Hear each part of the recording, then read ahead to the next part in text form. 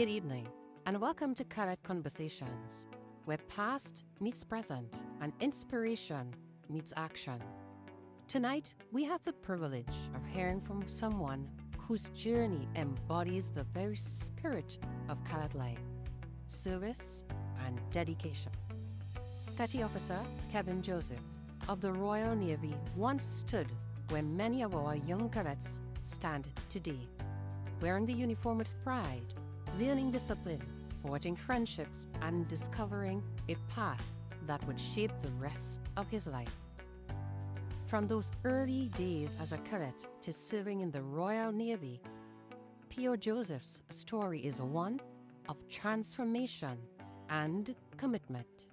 But his connection to the cadet movement didn't end when he moved forward in his career.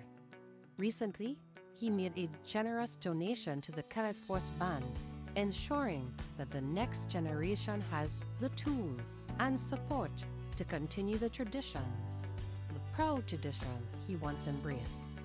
Tonight, our own AR tuner from the Cadet media team will explore that journey, the memories, the lessons, the challenges, and the moments that made all the difference. We'll discover what drives someone to return to their roots and invest in the future of young people finding their own way. So whether you are a cadet, a volunteer, a parent, or simply inspired by stories of service and commitment, this conversation is for you. Welcome to Cadet Conversations. Let's begin.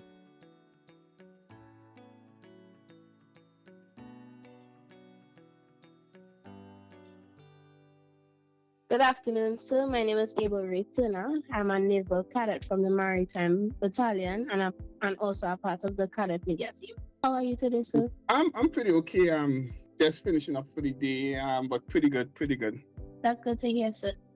Could you tell me your name, rank, and current role in the Navy? I am Petty Officer Kevin Joseph on board HMS Queen Elizabeth, and I'm the Aviation and Supply Chain and Aviation Specialist, Senior NCO or Senior Rate on board. No good, sir. When were you a member of the Trinidad and Tobago Cadet Force, and what made you join? Oh, what made me join? I didn't want to do any work at home on a Saturday after morning, and that was my escape from home, But I think the better question is what made me stay. What made me stay was the excitement I got when I went to training, and that camaraderie and the bond that we build when we are in training on Saturdays, whether I was doing PT sessions or rifle drills or map and compass, or even like practicing to cook in the field craft and those exciting stuff. So those are the kind of the brotherhood and sisterhood, as you call it, is what kept me going back every Saturday. So it was very difficult for my mom to get me out of cadet. So like anytime I did anything wrong at home, she always used to threaten me, say, I'm going to take you out of cadets to get me back in line. Yes, sir. What memories stand out from most from your time as a cadet? I think the more this is nothing because we are naval people talking, but what stood out to me most, the best memories I have is when I was in the band for a long time. I can't remember what year it was, but it was the first time rubber sharks came on the scene, and they took us to was that Shakari? I think the island was across there, and we went across in the Coast Guard vessel. And they did their best with us on the island. But when we were going in, they told us that the vessel can't go in any further and we have to jump out into this smaller boat. And then they threw us into the water, and these big mosquitoes were like killing us on the beach. And then the day that we were coming back, the same vessel pulled up alongside. So, they lied to us, just to get us in the water. But I think that experience on Shaka Shakari will always stay with me. What we did over there, that kind of built us up to get back to camp, feeling really like we achieved something. Was it a childhood dream to be in the Royal Navy? No. I think the most challenging thing was, being away from home, being away from your friends, being away from your family, and it's you're in a different world, different country. But the cadets, the things that we did in cadets, it set us up for what we experienced during training.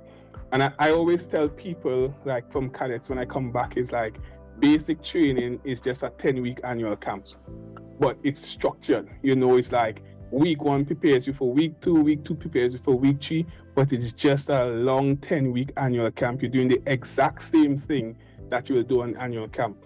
So that kind of like made it not easy, but palatable for me going through. What role did the band play during your cadet days? So let me give you the story how I joined the band. I think so. As you probably know, I'm from Tobago, so I was in Tobago Cadets before, and there was one. We used to come to Trinidad for something in November. I can't remember what it was, and then they decided that they wasn't going to take me, and I was so vexed. And then the guys from the band said that, "Boy, come and join the band. We always go to Trinidad," and that was it. The next day, I packed up shop from Signal Hill and I joined the band, and that's what got me in the band. But as I got to the band, it was just that additional challenge. So I learned to play the drums first, and then I was like, you know what, I wanted more, and then I learned to play the trumpet, and then that's when my musical career kind of took off there in the band, and then coming on to camps, annual camps thereafter, being all the drummers, and the kind of status you get when you're all the drummer on campus. It's like you're the showpiece and you're walking around with all the sergeant, and you could be able to get people moving, and you commanding the whole camp. Does that answer your question? Yes, sir. Thank you so much. How did the cadet force shape you as a person and influence your naval career? As a person, discipline. I think that's what I got from that, discipline and resilience, and to be able to stick it out, because in life nothing comes easy, and you have to work for everything that you need in this life. And taking that training, moving forward into my work, when I used to work at the Tobago Emergency Management Agency, so I took what I learned from cadets into there as well, and that started my work ethics from cadets, still being in cadets. And then when I decided that I wanted to do something more, I wanted to travel the world for free, that's why I joined the Navy. But the cadets discipline that we got went from that young age, the commitment, the loyalty, sense of service is what helped me to succeed within the Navy as well. I understand, sir. Thank you. Were there any specific instructors or experiences that had a lasting impact on you? Oh boy, there is so much. Yeah, because I've been in cadets for a long time. I remember, I think it was 1998, camp in Five Rivers. I may be wrong of the date, but when it was in Five Rivers, there was a group of sergeant majors, CSMs and sergeants, and when you see them operate, it's like, yeah, I was a private there. It's like, yeah, that's where I want to be. I think it was Decent, Bihari, Khan, some of them moved on, some of them still within the service now. But when you see them as youths coming up, it's like, yeah, that's where we want to be. And if you go, we used to have AIP in the police barracks. So when we come down from Tobago, and there was a small door between the police barracks and the Cadet Force messing facility. So that's where the Tobagonians used to pass through to get into the police barracks. There was this small little door, and when you open that door, it's like the whole world opened up, and you just see like loads of people and loads of sashes, and it's like, wow, it's like the whole world open up to you across there. And those experiences is what like shaped you, because you are seeing people at their peak. AIP parade, that's like our peak as a cadet, when you You come and you see everybody and they want to show their best foot forward, and those days are what kind of like propelled us to raise the standard, because you want to be seen as the top. So you always raise your standard to meet the ones at the top. I always have a saying that the lion at the bottom of the hill is much more hungry than the lion at the top. So once you get to the top, you always have to keep perseverance, keep pushing forward, because the people at the bottom coming for you. So your standard always has to keep rising. Thanks, sir. On your way to become a Royal Navy, have you ever felt demotivated? Like you felt that, oh, I can't do this anymore? Or the things get tough for you to the point where you want to give up? And if so, what kept you going?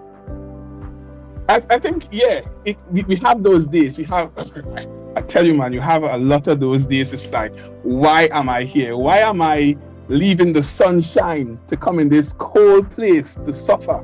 And what keeps you going? I think it's for me, it's my family. My little cousins that look up to me, and when they see me on the media or they see pictures of me, I remember when I was in cadet band, right? And Independence Parade, we marching. So my grandmom, she never used to come into town, but she used to sit behind the TV to watch when the band passes by to pick me out, and my mom used to always say, oh, your granny see you on TV. And those are the moments that keep you persevering. Like my mom passed now, but everything I do is to make her proud. And these are the things that keep me motivated. It gets tough sometimes, when you're here on your own, like in training, you're the only person from your country or island. There's no one around you that you could go and say, hey, Paz, what's happening, But you have to make friends. The friends that we make now from phase 1, still friends with them till 12 years on. But at that point in time, you felt lonely. So these are the kinds of things, your family, your friends, those are the inspiration that you have to keep you going and pushing forward. Yes, sir, thank you. And to follow up that question, have you gotten comfortable with working within the Royal Navy? And do you ever get that feeling that you ever want to come back to Tobago? I wouldn't say comfortable. Sometimes, where you look at the horizon and trying to look beyond the horizon. I think the benefits with how the Navy does business is that every 2 years we change assignments. So for instance, I'm on HMS Queen Elizabeth now. Next year, September, I wouldn't be on HMS Queen Elizabeth. I might be on another ship or another air station. So there is challenges that we get every 2 years. So what that does, it gives you another goal to achieve. You want to be, okay, this new job, I want to be the best at this job. So when you think you're getting tired of it, you get changed into a new job. And that's, I think, is the skillful way that the Navy actually employs its people to keep them engaged. Coming back home, maybe not. We'll see how that goes when the time comes. I'm enjoying my time, and I always tell people I'll be in the Navy until I'm unhappy. So if there comes a day when I'm unhappy, then yeah. So I'll give you an example. A couple of weeks ago, I was looking and thinking that, hey, what is next? What is next for me? What do I want? And then boom, yesterday I got selected for chief. So then that's a new thing now into my pocket. So then, okay, I want to be the best chief now. So I've been promoted to the next rank, so that everything comes at the right time. You put the hard work in and you get the results. Okay. Thank you. Is there anything else about your journey from cadet to PO that you'd like to share? Anything from cadets? Say again? Anything from cadets to Pew that you would like to share? I think the experiences that we gain, a lot of people look at cadets on the surface and don't really realize that what it is that we do. All people see is the marching up and down, but the discipline that you create. I tell you this, when I was in training, I making my bed was easy because we used to do that in cadets. Ironing, I met people here that didn't even know how to iron their clothes, right? And we learn these things in cadets, that discipline. Even now, when we were in school, you could have pinpointed a cadet from a normal school person. So it's iron, our collar has a seam in it, our pants, it's properly seamed. Those are the little intricate pieces of your cadet journey that stick with you. And I know people know that they leave cadets years, but it's still with them, the way they dress, the way they care about themselves, the way how you speak, because you learn all of these growing up. And mostly, I think it's the excitement, I loved cadets to the bone. I was in cadets until I leave. That was for 20 years. 20 years I've been in cadets till I leave. It's one of the juniors back in the band told me I haven't left cadets. I just take a break. So I'm probably still a cadet. At heart, I'm still a cadet. And taking all of those experiences, there's lots of memories. I remember down in Tucker Valley, where we were all the baboons and them, coming in at the night time. There is different things, different camps that you go to, the different experiences that the people, I think, is the most important thing for me. I should mention is the people that you meet, the friendship that you create, the friendship that you gain. It's really, really good. And some friends do go away, and I think one of the greatest things that I've learned is that there are seasons in life. Some people come in your life for seasons. They're not meant to be there forever. They come in to either teach you something or for you to teach them something. So what we always have to remember, not because we're not friends or we don't see that person anymore, it means that, it's an issue. We just have to remember that it's like a rocket. The boosters on the rocket is needed to take off, but it's not needed to get into space, right? However, it's very important part of the rocket when it's taken off. So that's how I see people, how I see friends, how I see whether it's the instructors, the adults, we are all there for a season in your life to help propel you into the future. Okay, so thank you. What does it mean to you personally to support the next generation of cadets? I think this is here is what I went to Kenya 2 years ago, and a couple of my friends, they did something similar, and I was moved by it, and I was like, how could I give back, and it's like, what institution played the most in my development? And that's where I started, working towards this day where I could potentially give back and actually make it happen, because it's really important to show individuals that you are appreciative. Also, when you know better, you do better. When you could do better, you do better as well. So I was in a position to help, and I always believe that if I help, no matter what, it will come back around sometime, whether it's 10 years from now, it will always, life is a cycle, the world is a cycle, it will come back around. So it's important that we as individuals don't forget where we came from, right? And I remember when my mom couldn't get stuff for me to go to like food or whatever to get, like in cadets whole day or whatever. And, other parents used to chip in to ensure that, we were fed. So for me, it's a no-brainer. Once I could, I would. Okay, so thank you. And to follow up on that question, do you have any advice to the next generation of cadets? I think the most advice, I have a couple of advice. The first one is to have fun, right? This journey is all about having fun, experiences, just as you started off. It's all about experiences.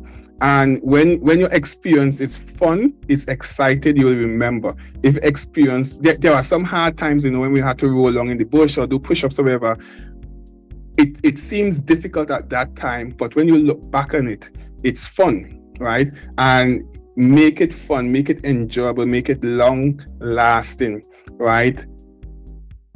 Put your best foot forward all the time, right? And I think that's the important thing, is that sometimes we give it half-hearted, right? And it's like when you look at Olympics or the World Relays, like this year, the World Relays, there's a lot of persons came away with their personal best. Even though they didn't win, they were jumping up and down. You know why? Because they did their best.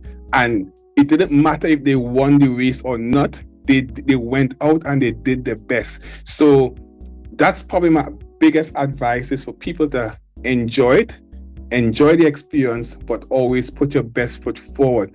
You're ironing your shirt, you're ironing it to the best of your ability.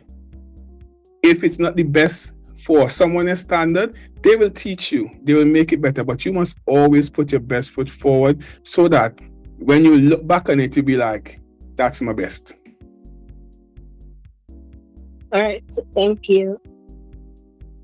On behalf of the Deputy Commandant, thank you for your gracious donation and for taking the time to talk with us. No problem. Thank you for taking the time, and you are sounding like a very seasoned reporter. And I could tell you that because the amount of interviews I've done in my time, it's flowed very well. And, you keep up the good work that you are doing. And I can see you doing something that you love. And the passion is there. So fuel the fire. Thank you so much, sir. Yeah, no problem at all. And that's the thing, is like, I do stuff with, what's her name? She's now flight officer, Thomas. So I do leadership stuff with her and her cadets, from time to time when she has her cadre. And, those are, for me, that's where it started for me giving back, so it's not only in physical, it's also in knowledge. I give back on the knowledge point of view as well. So I open the doors to persons, it's very simple, you set up just like you did here, but she has like a Google something that she uses, and I come in and I teach, leadership for her students, so things like that it's a no-brainer for me. Takes 1 hour out of my Saturday. I would have been home watching TV anyway. So imparting knowledge back into the youths, it's really important, because that's how they go forward, that's how they learn, that's how they strive, that's how they become better and become more motivated, because we invest time and energy into them. We as individuals must remember where we came from, right? I always tell my juniors, forget about mistakes, forget about the past. However, when you drive in a car, you have the windscreen and you have the rear view mirror. The rear view mirror in the car is very important. It's small. It's for you to remember where you came from, what you passed, but not if you dwell on it too long, you're going to crash. Hence the reason why the windscreen is bigger, right? So I implore people, cadets, ex-cadets who have left, to invest back into the youths, because they need us to help them see what it is that it's out there for them. Because sometimes, just as she asked me, they get demotivated sometimes, because why are we doing this, right? Where is this going to take me? I do this for 5 years, and then what? What are the possibilities? What's the art of the possible? The art of the possible is you can make a difference into the world. And I employ people to take time and give back. You don't have to give instruments, you don't have to give whatever. You can give knowledge, because we have really, really great persons doing a lot of great things outside there, and I just employ them to give back. take time and give back. If that's the quote, take time and give back.